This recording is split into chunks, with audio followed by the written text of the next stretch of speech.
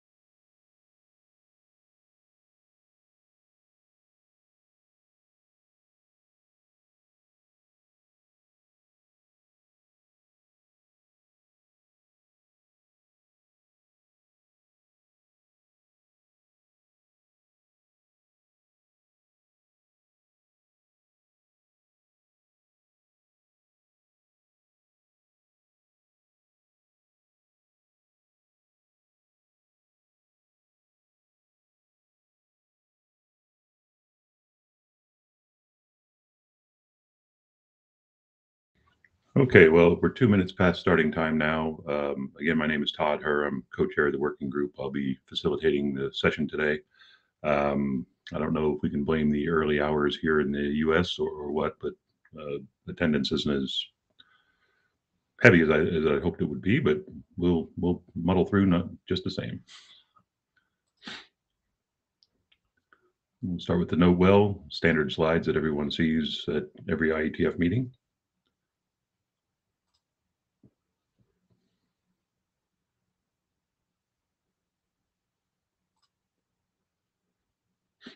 Reminder that this is being recorded. You can, there's the URL for the session. There's also a Jabber room. We do have a note taker already. Braun has volunteered. Thank you very much.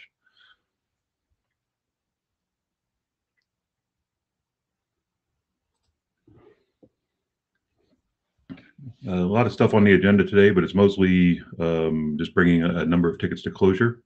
We'll start with a status update on 5322 BIS, run through, what is that, 8 tickets, talk about potentially having an interim meeting in December, and then a little bit about the applicability statement. Does anyone have any issues with the agenda, any changes they'd like to make, any additions they'd like to make?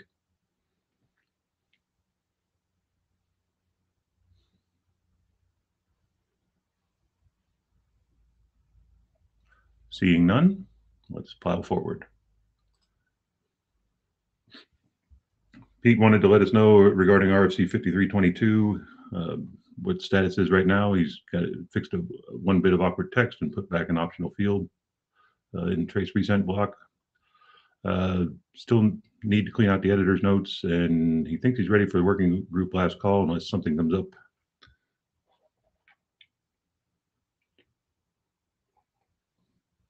Any questions on the status of 5322?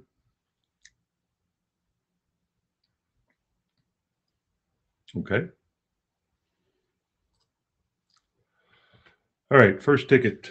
5321, further clarification needed to deprecated source routes. Last week, Alexi posted essentially the contents of this slide to the list, presenting various options on how to handle source routes in the current version of the spec. It seemed that the mailing list had a preference for option A, which is to strip all mentioning of handling of source routes in the text in the ABNF, other than to specify their historical use. Does anyone have a different understanding of how the conversation went on the list, or does anyone have an argument to make for options B, C, or any other option? John, go ahead and speak. Yeah, I'm certainly okay with that consensus interpretation, but I just want to point out that this stuff is scattered through the document, and it's significant, and it's a significant change. And I think we should make it only if people are willing to agree to look carefully at what I do, because I may screw it up, and we don't want any screw ups to get into the final document. Right. The next, I Which, believe, which, 8 which or is to say, 9.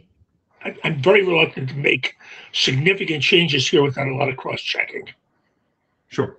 The next, the next 8 or 9 slides in the deck, I believe, are all of the content that references source routing. So that we'll get the first pass at that cross check that you're looking for during this meeting today. But certainly there will be a lot more cross checking going on, I'm sure. Well, hope so. Thank you. Sure.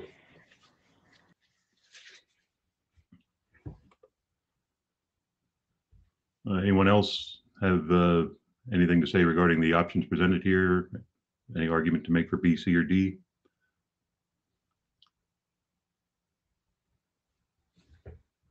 Okay. Moving on. As I said during the conversation with John a moment ago, the next several slides are the relevant content within 5321 that addresses source routes, starting with the last sentence in section 2.1 regarding explicit source routing should not be used. The proposal is to change it to must not be used and remove any reference to section 5, since section 5 doesn't discuss source routing. Also, in the 5th paragraph of section 3.3 under mail transactions, the proposal here is to change the should not use source routing to must not use source routing. Does anyone have anything to say regarding these two minor changes? Well, minor in terms of number of words, not minor in terms of significance.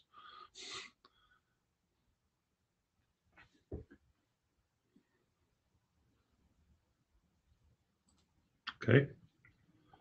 Again, in the mail transaction section, there's a reference to contemporary SMTP clients should not use source routes, and the proposed change here. Hey Todd, there's a yes. There's a message in the chat that you may want to relay here. There was a message in the chat room. Yeah, I see it. I apologize for missing that. I've been glancing at the chat on a different screen and I missed it. Valid comment, Ned. Ned's comment is, I thought the idea was to remove discussion, not turn it into prohibitions. So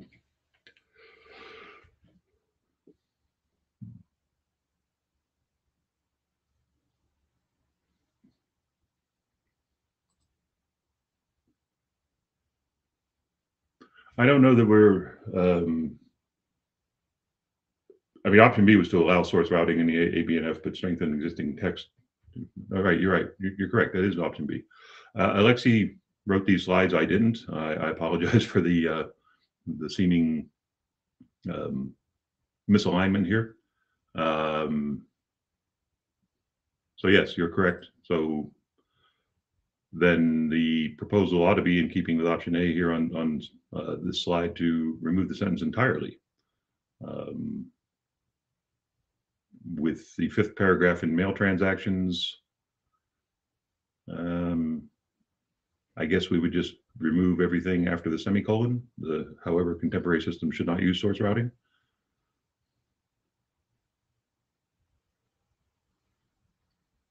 Yeah. Okay. So Ned's comment is just remove the discussion entirely. Does anybody have any disagreement with that? And I wasn't thinking when I was reviewing these slides last night to notice this.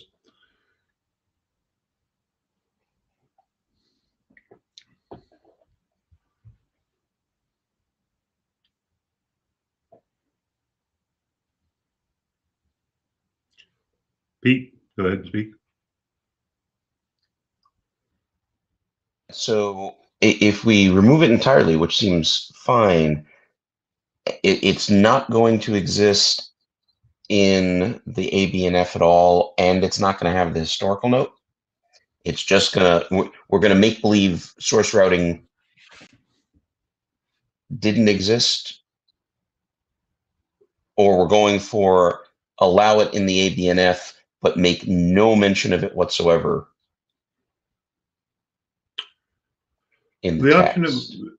the option that was presented by Alexi on the list, and the one that seemed to gain consensus, was that the document should be stripped of all mentioning of handling of source routes in text and ABNF, other than to specify their historical use in RFC 821 and point to RFC 821 for implementations that want to implement them for backward compatibility.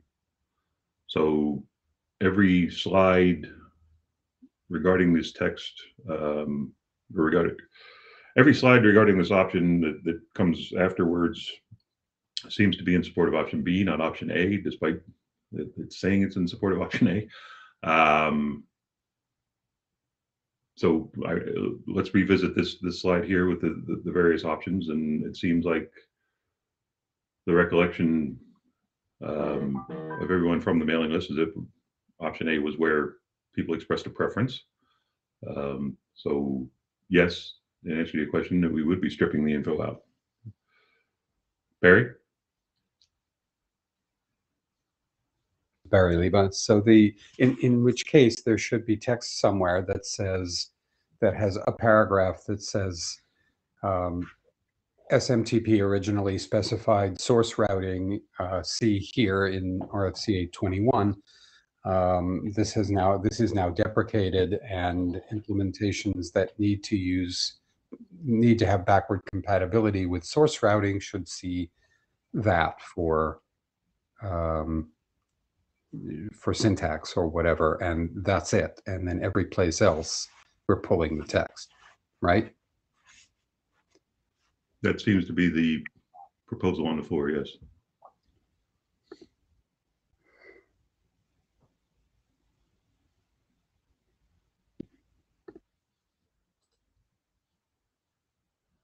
Elliot? Hey, good morning, good afternoon, good evening to everybody. Forgive me for jumping in, but I'd just like to express a preference for the more traditional approach of must not be generated, may be parsed approach, because for the very reason that John put into the chat, which is, you certainly want to be able to parse historical mailboxes. I think people have some people have archives that are large, some people that are small, and I really would like to understand the harm that would be incurred by allowing for the previous reference. When you use the term previous reference, you're referring to allowing source routing and strengthening the existing text to must not be, okay. I'm sorry, this is you're saying the SMTP command stream. Pete, say more, I'm sorry.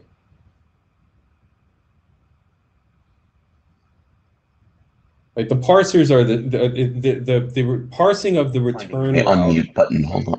So sorry, the parsing of the return route occurs in both the SMTP command stream, and it also can be found sometimes in the what the return path / what people call the from space header, right? So it can be in all three places. Now, obviously, some of that is in 5322, right, or might be referenced in 5322. But I'm just saying, I don't see the harm in saying if you want to parse it, you can parse it. Just don't generate it.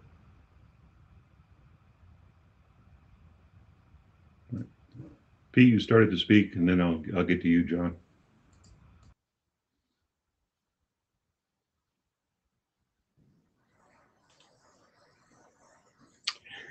Yeah, I was just gonna try and respond to Elliot.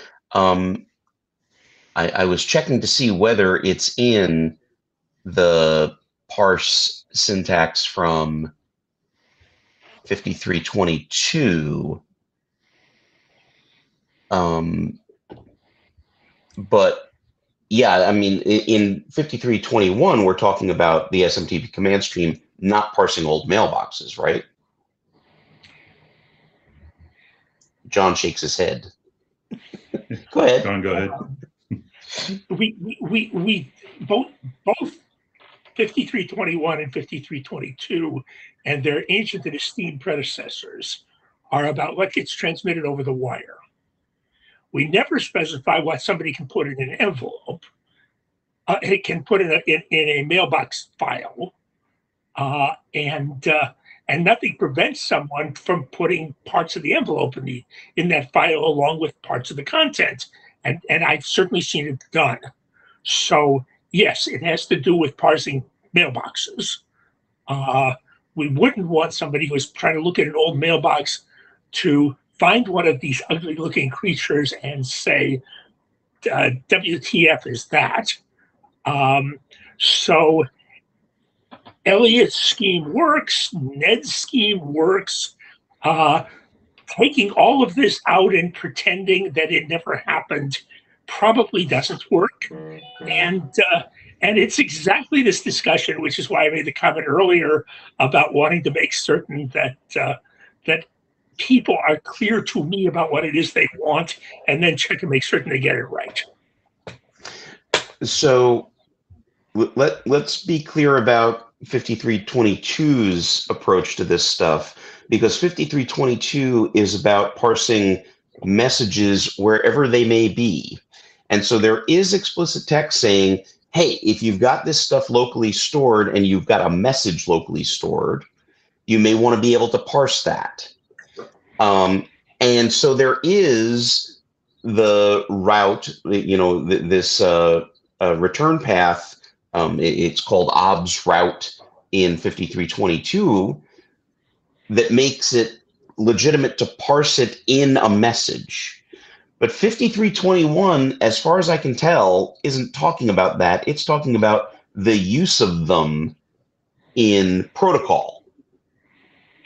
And specifically the use of them in receipt tos, in mail froms.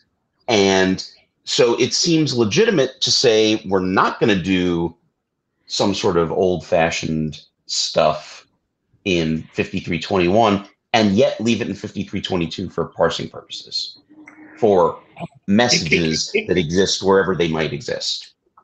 Except for one problem, Pete, which is that there is no text in 5322 which says when you're storing this stuff for further use, you are forbidden to put anything there which 5322 doesn't say. And while you're absolutely correct about the things from the envelope which are or extracted from the envelope which are recorded in 5322 headers,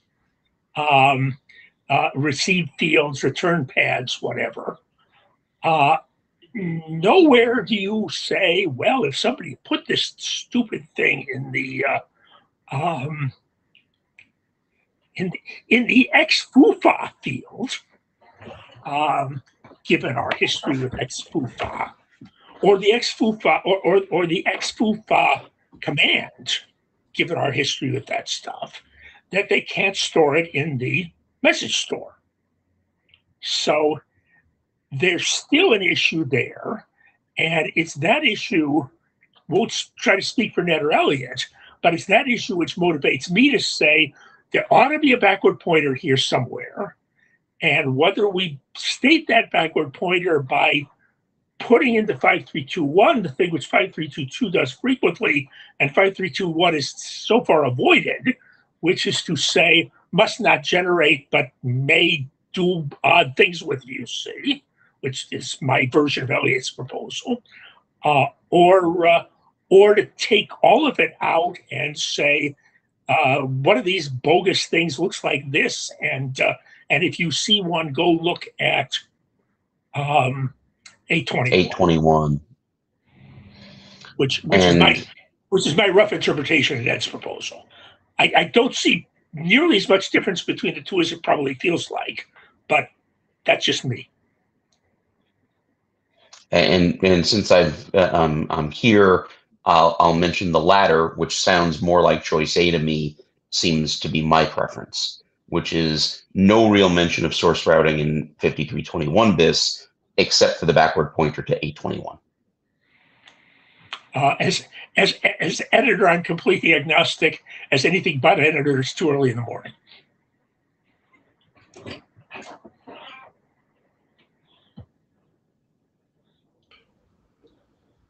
Okay. Anyone else want to speak on this topic? It seems to me that we've landed back on option A.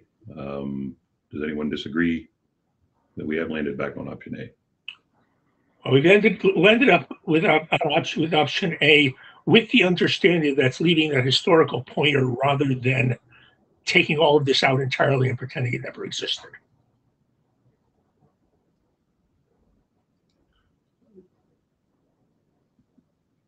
I'm sorry, say that again. Option A, variant 1, is that we take everything which ever referred to these things out of the document and pretend they never happened. Option A, variant 2, is we take all of this out and we put in new text in an appropriate place, which says there used to be these things, and if you encounter them and need to figure out what they are, go look at 821. I don't understand how option A variant 2 differs from the option A that is showing on the screen right now. It says, I'm going to make my usual comment about being unable to read what's on the screen. okay. What's on the screen for option A says that source routing should be stripped of all mentioning of handling of source routing in text and ABNF other than to specify their historical use in RFC 821. And yeah, no, subject to editor's interpretation or the warning that editor may get it wrong.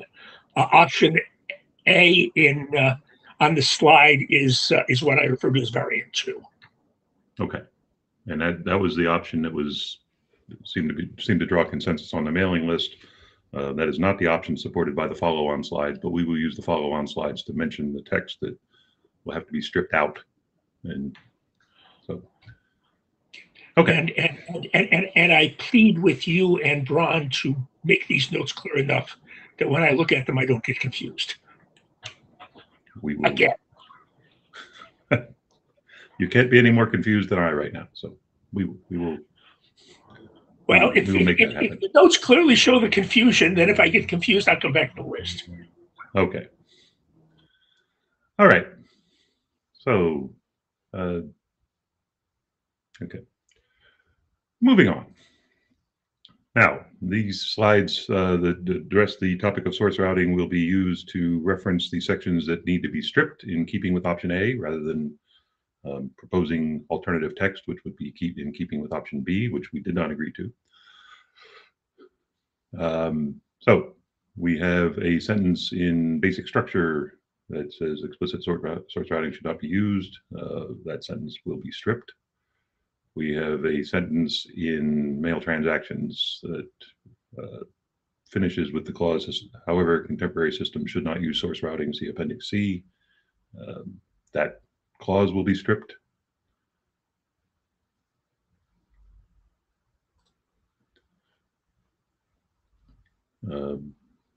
Another section or another paragraph in the mail transactions section. I don't know if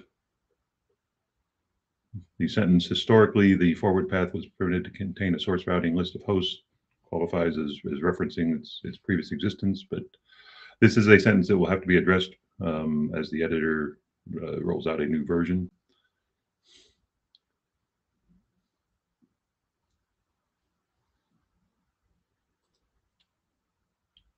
I appreciate that there's a conversation going on in the chat, but if it's a conversation that the audience might benefit from, please feel free to step up to the mic. Another sentence in the 9th paragraph on mail transactions, discussing source routing and ignoring them. This is another sentence that will have to be addressed or dealt with.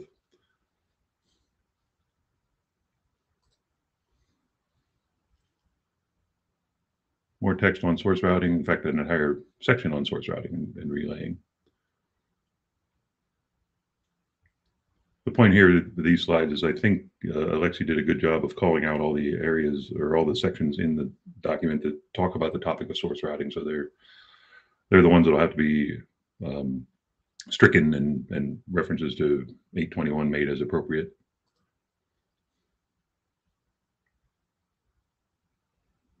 More text that talks about source routing in section 4.1.1.3.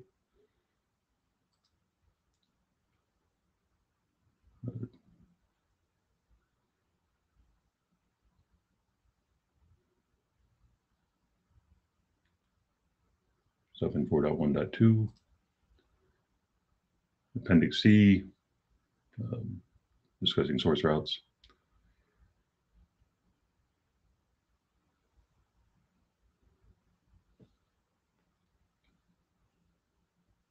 Interesting question, Elliot, regarding possible reply to seeing a source route. That's not, I don't know that that's a topic that's been discussed, but Elliot's question in chat is the expectation here is seeing a source route is a 500. That is a topic worthy of discussion, I think, either today or on the list. Well, I would say that it's like any other malformed route. Yes, it's a 500. Well, John? if you don't say anything about it, leave it for people to say, aha, that's a syntax error, then it gets any sort of 500 thing, just as was mentioned. If you decide to say, if you see a source route generate a 5YZ error, then we haven't removed all this text in the document. We specify what to do if you see one. And that's exactly where all this is fuzzy in my mind.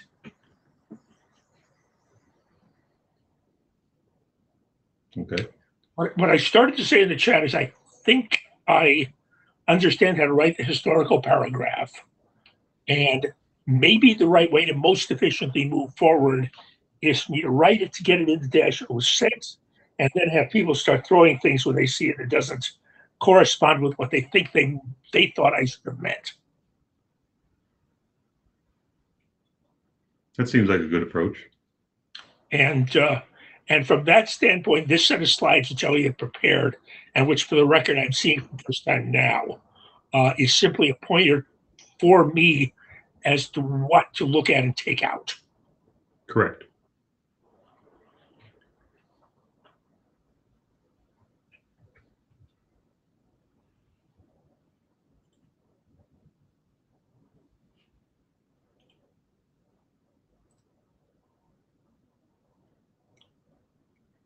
More reference to Appendix C.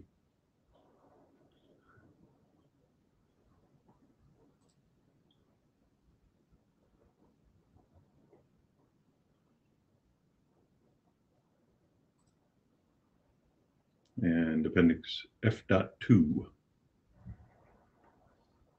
Well, this may be some starter text for the reference to RFC 821 that we're talking about. It isn't without more context, but my assumption is that I will ultimately replace one of these two appendices, more likely C than F.2, but I'll think about it with that historical note. I was using the phrase starter text in the minimal definition. No, that's fine. But my understanding from the discussion we've had so far is that I'm using this as pointers and discarding most of Alexi's suggestions, what we do about them. Yes, that's correct. That's my interpretation as well. If anyone else has a different interpretation, please speak up.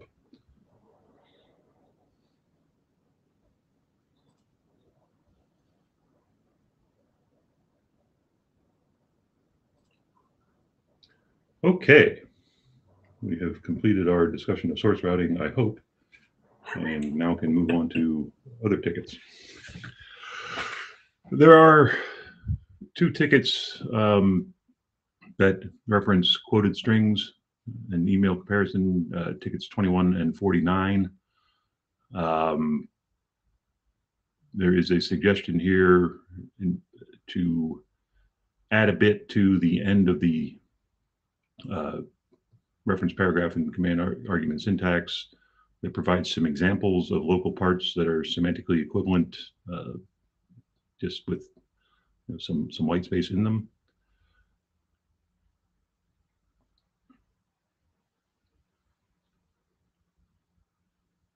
Does anyone have anything to say in support or opposition to the suggested addition of that example text?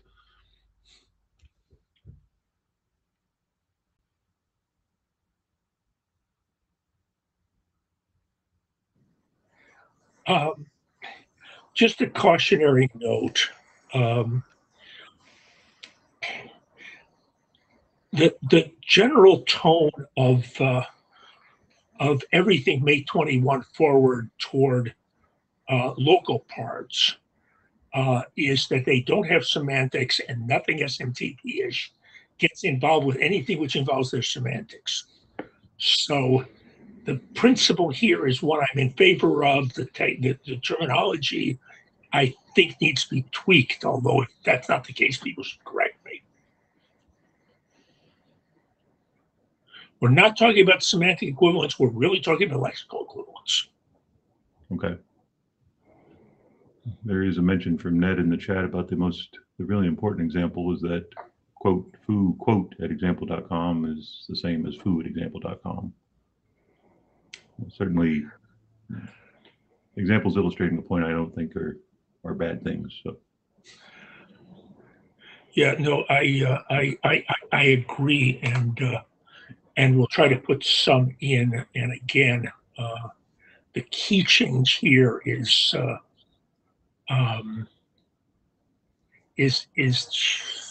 what is now stated as should use minimum quoting possible, and if I had my druthers, we'd say must there too as well.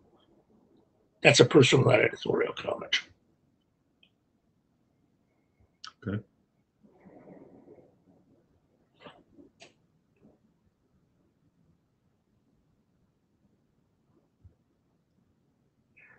Wes Hardiker mentioning many other specifications discuss comparisons after conversion to a canonical form.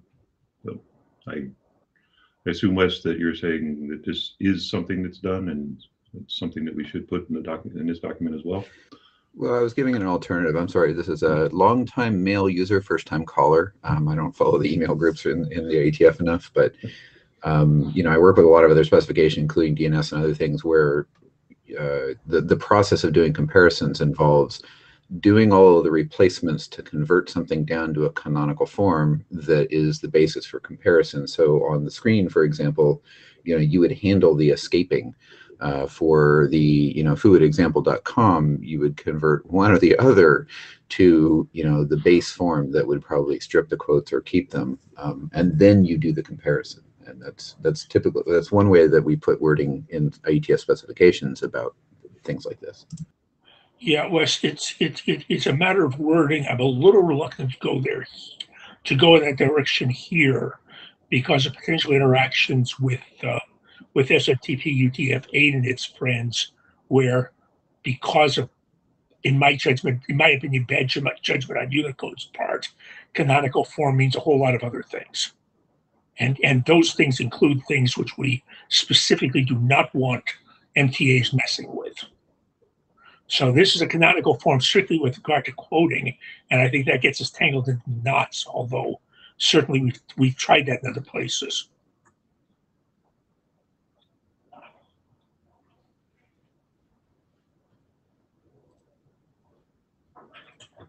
Okay.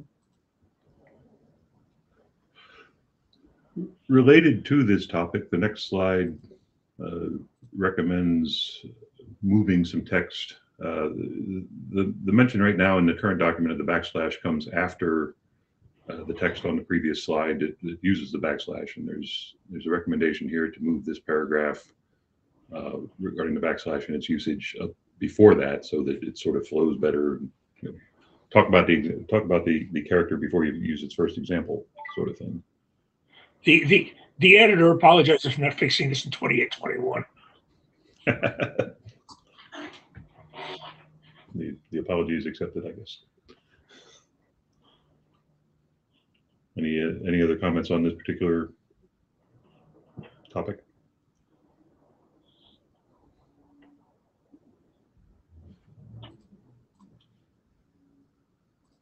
Okay, moving on to the next topic.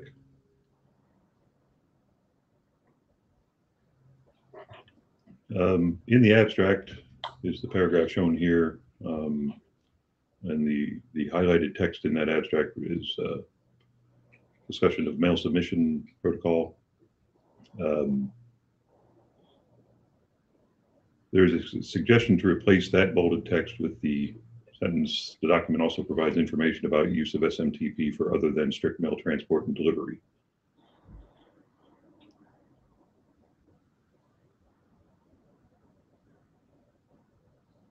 The explanation here is that we were beginning to get us, as I tried to tune the abstract to match the changes we're making in the text and the existence of submission protocols.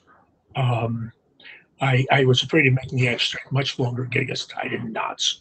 So this is an attempt at saying the same, mostly the same thing, but minimizing the side references, especially the abstract. Right. Anyone have thoughts to offer on this?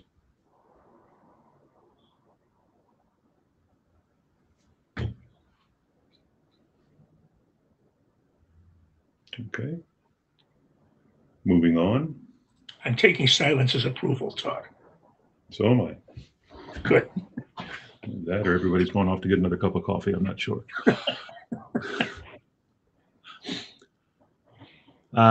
Informative references to MIME and or message submission ticket 53. The suggestion here is to not mention MIME at all in 5321, perhaps mention it in 5322, or even the hand-wavy other relevant documents and their relationships are discussed in a forthcoming applicability statement.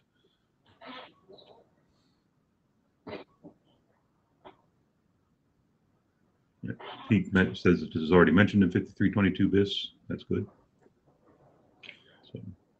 Yeah, part of what I'm trying to do here is to, there's been some extensive offline discussion about this. I'm confident that we are going to finish the AS in a timely way with the content we are now expecting it to have. But there are no guarantees about any of that. And I want to minimize references in 5321 to the AS, especially references which talk about specifically what's in it. So my goal is to is to reference the AS in 5321, but to make the reference make as few separate references as possible and make them appropriately vague. And this sentence is my candidate for appropriately vague at the moment.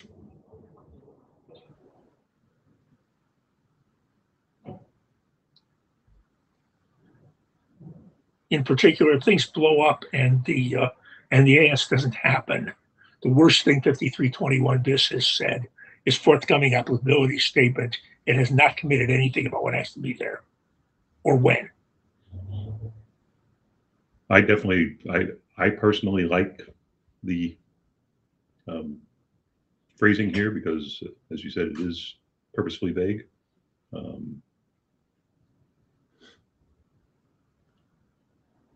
It makes lots of promises without making anything specific. So,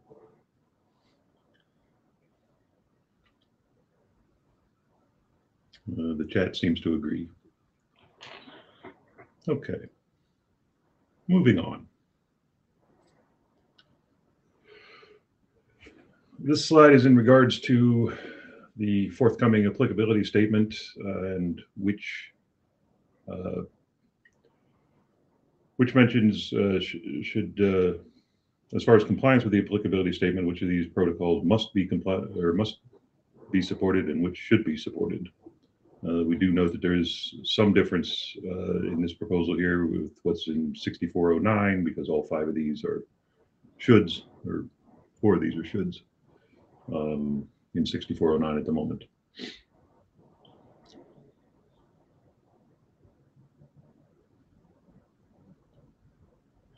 So if in the applicability statement it says you must support 8-bit MIME and must support enhanced reply codes and must support DSNs and should support pipelining and should support SMT UTF-8, is that something the group can get behind, or is there opposition to phrasing things that way?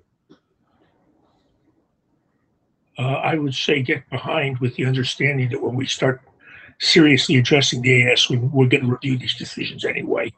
The short-term issue, from my standpoint, is making certain that there's no strong argument for saying anything about any of this in 5321 bis. Right. Because some of the mailing list discussion implied they were actually going to say this in 5321 bis. And this particular approach says we're not going to do that. Thank you for the clarification, John.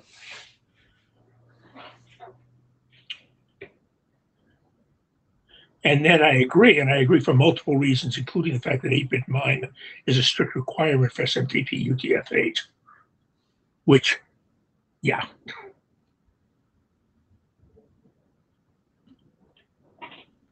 Does anyone think that these should be discussed in 5321 bis and not in the applicability statement?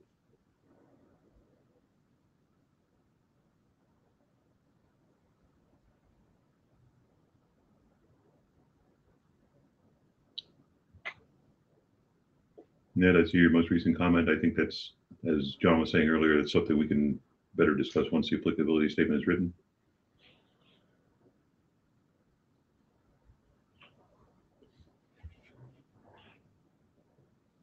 All right, moving on to the next topic. This is mention of changing one word in section 3.9.2.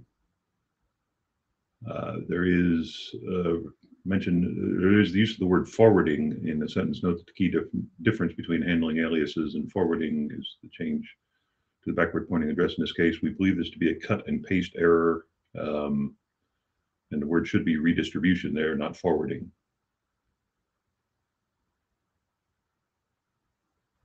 Because earlier mention of how mailing lists operates, it says they operate by redistribution. And this proposed replacement is already in version 6 of 5321 bis. Yeah, the stupid editor of 5321 was obviously having a bad day. This is just wrong. Or excessively confusing.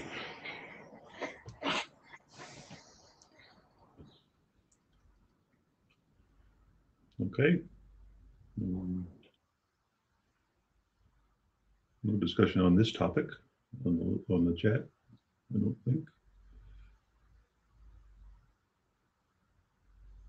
There's some discussion of a quick update to 3461 in the chat. So.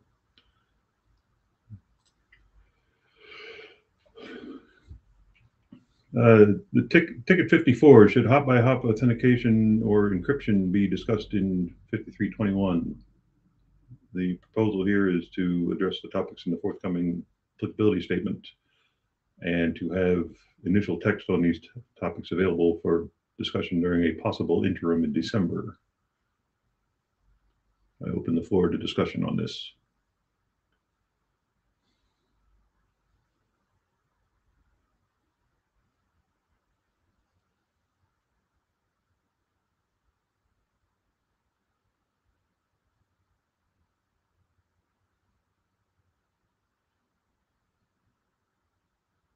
Okay. Seeing no discussion in the chat and nobody in the queue, seems like we will have these topics discussed in the forthcoming applicability statement. Now, regarding a possible interim in December, Alexi wanted to talk about having one perhaps the week of December 6th to 10th, a time zone convenient for East and West Coast. I apologize for the typo.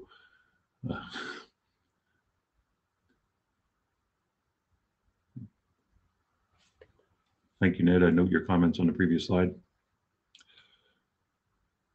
I think today's session may illustrate the need to have this at a time more convenient for U.S. East Coast and West Coast. It's currently 7:45 a.m. here on the East Coast, and I don't know, 4:45 West Coast. So this seems a bit early. Our participation numbers aren't, again, what I thought they might be, but does anyone feel strongly about having an interim or not having an interim on the week of December 6th to 10th? Or let me try this. How many people would show up if there was an interim the week of December 6th to 10th? Yes, Barry. To say I'll show up. Okay. Mr. Levine, you're just joining the queue to say you'll show up and then leaving the queue. Is that what's going on here? Okay. Seems to be support for an interim.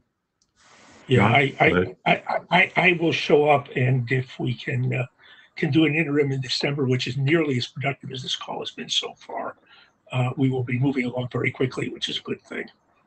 Okay.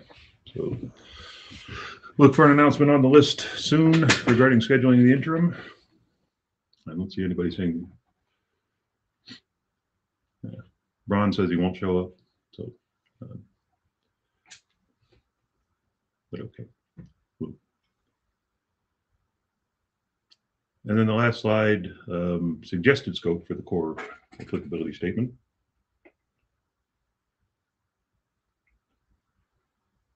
Although anything with a question mark, I don't even know that that's a suggestion, but. John, I see you're still in the queue.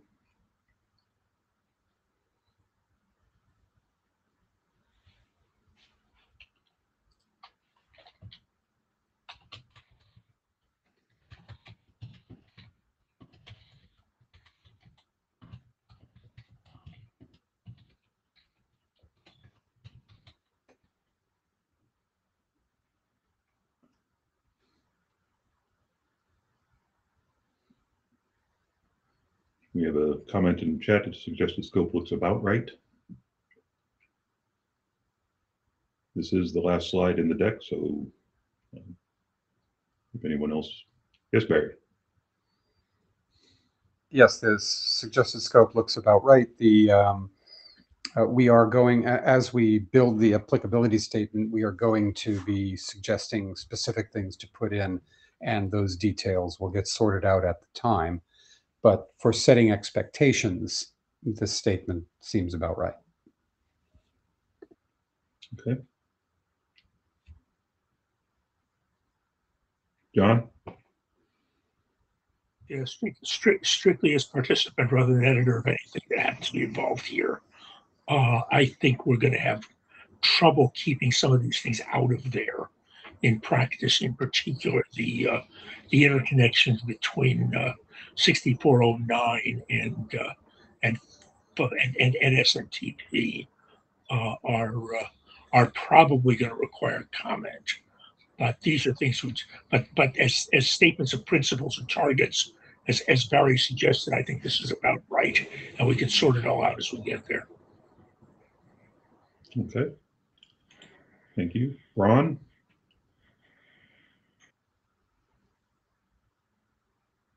Yeah, hi. It came up at the last IETF, the large files emailing problem. I have not prepared anything for this IETF, but at some point, the dispatch outcome last time was that we were going to form a working group for that as well. So that will probably also want to deal with the email applicability statement at some point. It won't be touched directly, but we'll have to be aware of it.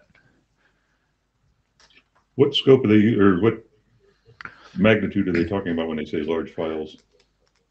So basically the large file problem is you've just taken a 30-minute video with your iPhone and you want to send it to someone via email or via any protocol that doesn't have the capability to send all of that yourself.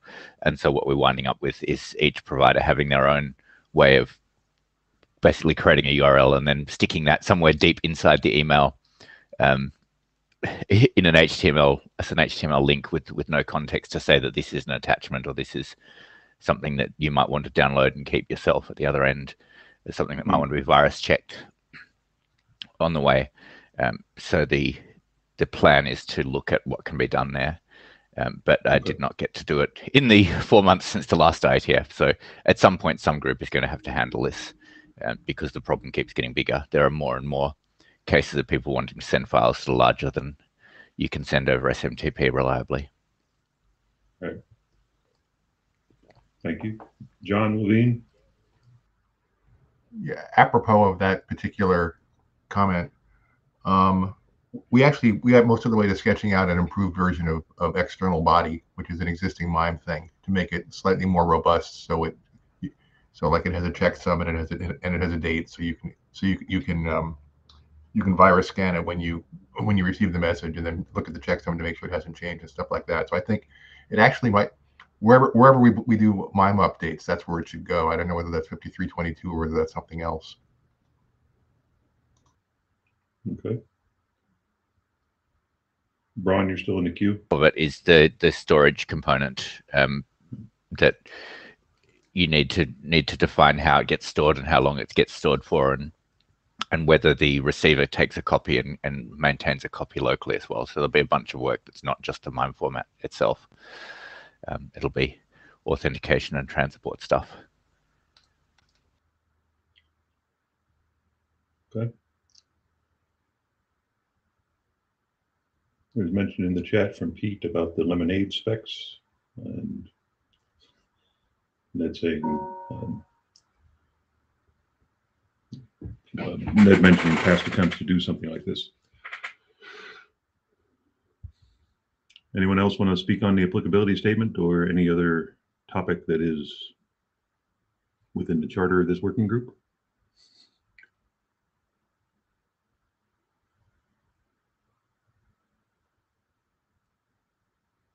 Okay. Ron, I see you're still in the queue. Okay, Ron has left the queue. Okay, we've reached the end of our slide deck. Seeing no one in the queue and nothing in the chat to prolong our meeting, I think we can bring it to a close. I'd like to thank everybody for showing up. Look for further discussion on the working group email list, obviously. And thank you all for a productive meeting, and there'll be a note coming out soon about an interim in early December. That early December is very soon now. Yes, so it is. we need to have some quick turnaround on text changes to make that productive. Right.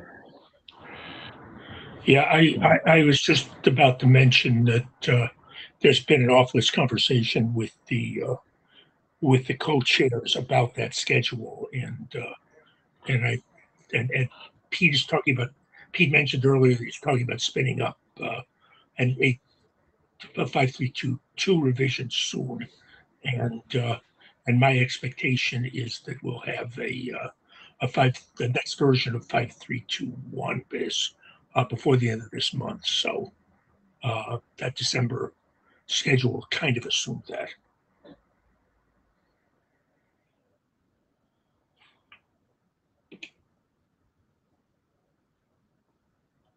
Okay. Last call for any comments.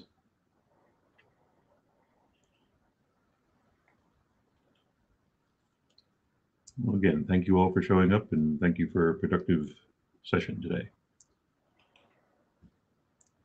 And you all enjoy the rest of your week.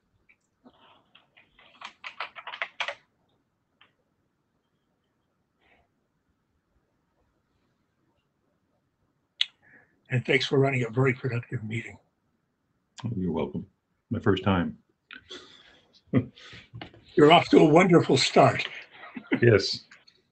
I'll be following up with Alexi on the slides and everything we heard today. So thank you all. Okay. Bye now. Thanks.